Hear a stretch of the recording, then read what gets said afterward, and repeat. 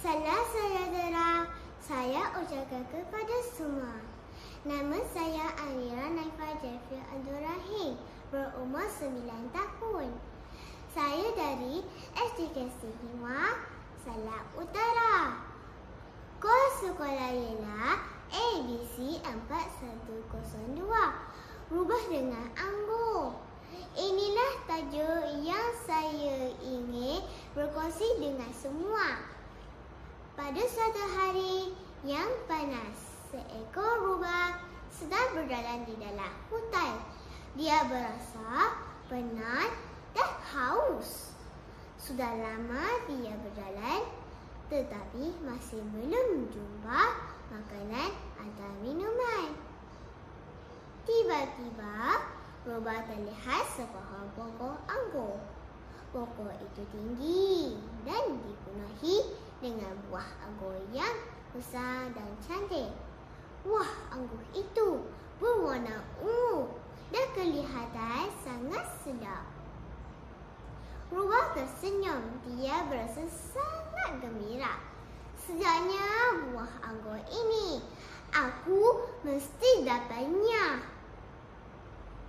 Rubah pun cuba melompat untuk mengambil buah anggur itu. Tetapi buah anggur itu terlalu tinggi. Rubah tidak sampai. Dia cuba lagi, sekali lagi. Dia berundur sedikit. Kemudian berlari dan melompat. Tapi dia masih gagal. Rubah mula rasa penat. Dia cuba beberapa kali lagi.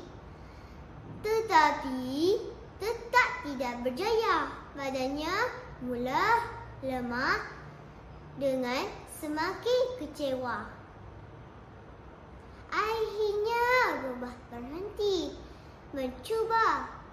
Dia merunung buah anggur itu dengan marah dan berkata dalam hati, buah anggur itu tentu belum masak. Mesti masam dan tidak sedap. Rubah pun berbalik dan berjalan pergi. Walaupun dia sebenarnya sangat mahu makan buah anggur itu, dia mencuba menenangkan dirinya dengan memberi alasan. Pengajaran yang didapati dalam cerita ini ialah apabila tidak memperoleh sesuatu yang dikehendaki, jangan berpura-pura tidak mahu pulang. Lebih baik kita terima kegagalan dan cuba lagi, bukan beri alasan.